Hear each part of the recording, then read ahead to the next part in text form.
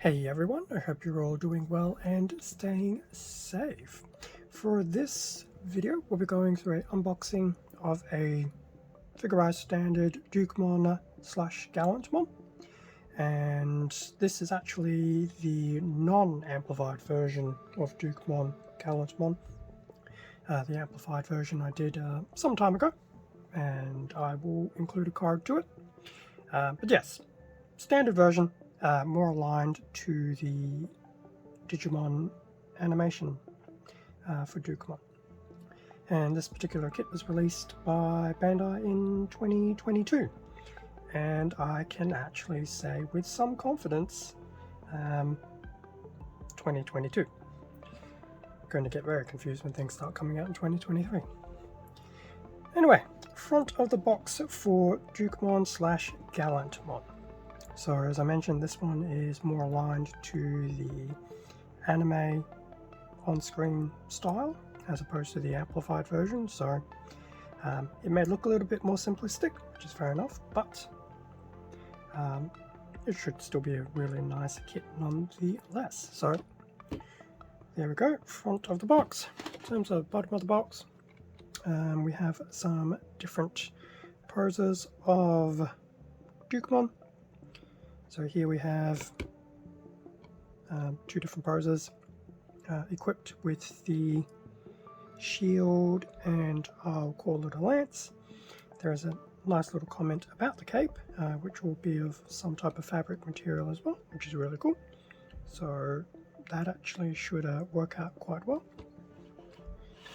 And moving to the other side of the bottom of the box, we do have a comment about the Holy Shield as well, and that one will have multiple plastic layers to recreate the design, so that should be really cool.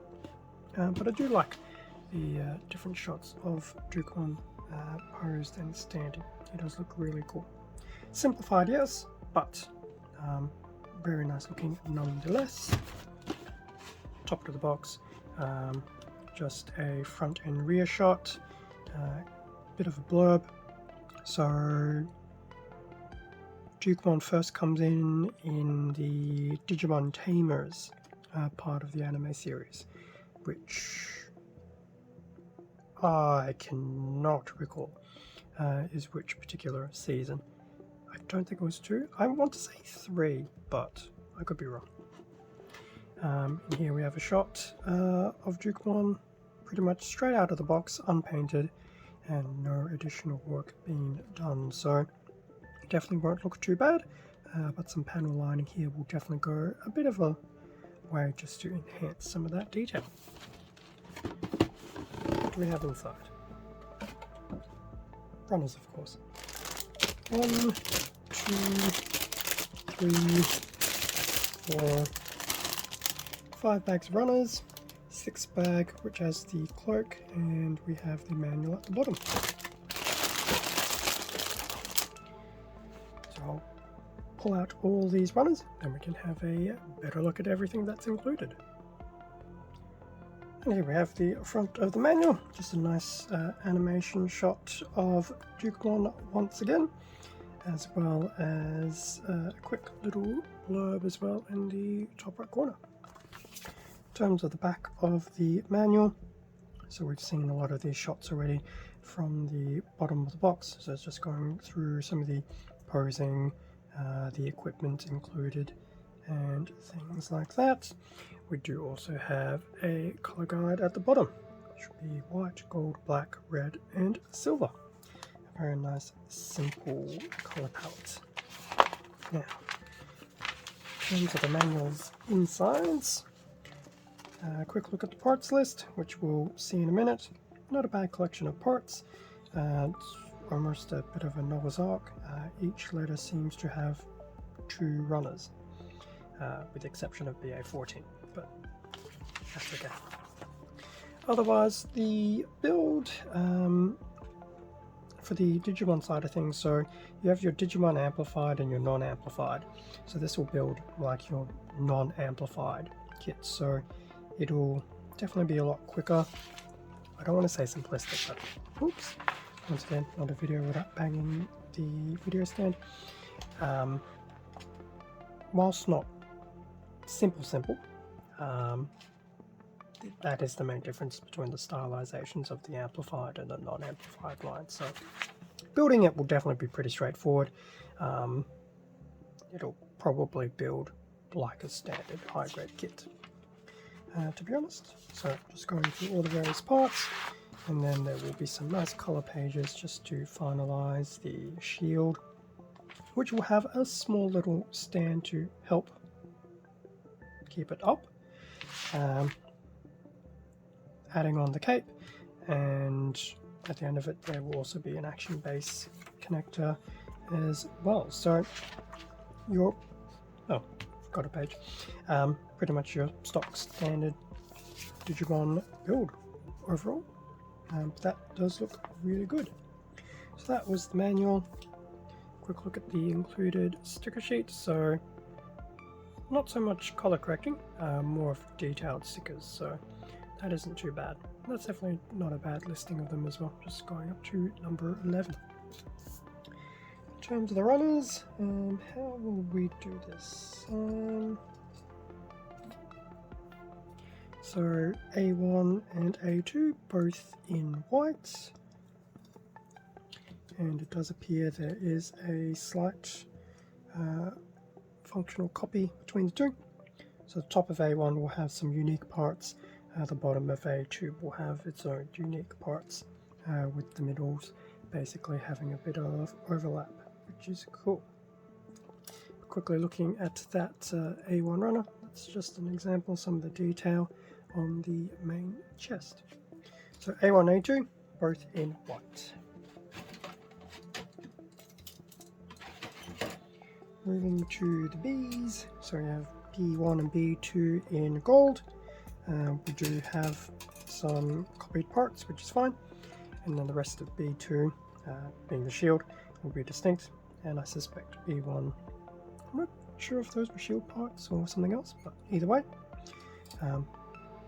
definitely some very nice parts to work with. In fact, there's a quick close-up of the base of the shield. I have no idea how I'm going to detail some of that. I think it might be a case of having to do a bit of a wash on that outer edge to bring out some of those details. So that was the Bs. In terms of the Cs, so we have C1 and C2. Guess I'll just do it this way. No copy of parts. Both C runners are also in a very nice silver. So there's those. D1 and D2. Moving into black.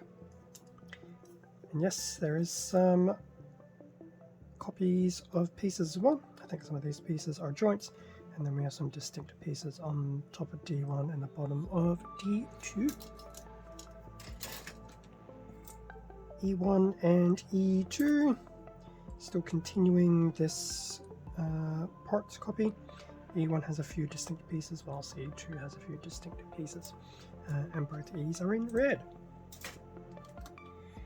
In terms of the last runner, so we have BA14, which is just a clear base runner, and that'll help probably with some of the weight distribution on the shield, so it doesn't prop Dukemon's arm all the way down, would be my guess.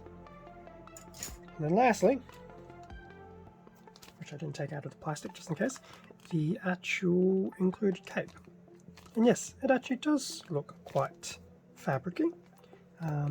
Something like a felt, but because I'm keeping it in the plastic for the time being, I can't confirm that. So once I hit the build, I'll definitely have a bit more commentary on what that cape is like. But that is a very nice red.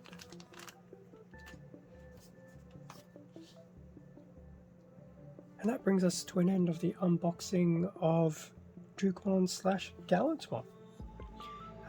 Definitely an interesting change of pace from his amplified version. Not as detailed as the amplified kit, which is good. Definitely more aligned to the TV series representation, which I think is cool. It's nice that they're doing both. The amplified line is really cool, but sometimes some of the amplifications of the details and things like that, I wouldn't say tarnish, but it does dilute some of the vibe that we would have seen from the TV series. Well, at least that's my general perspective. Some people may share it, some people may not. Thank you very much for watching this video. Feel free to leave a like, a comment, subscribe if you enjoyed the content. All of this does help support the channel, and I do greatly appreciate it. Extra content can also be found on my Instagram account, link below, and I will also include a product link for this kit as well as other Digimon Plamo kits over at HobbyLink Japan. I did forget to mention that at the beginning of the video. But definitely check those out if any of these kits are possibly of interest. With that out of the way, stay safe and take care, and I will catch you all in a future video. See ya.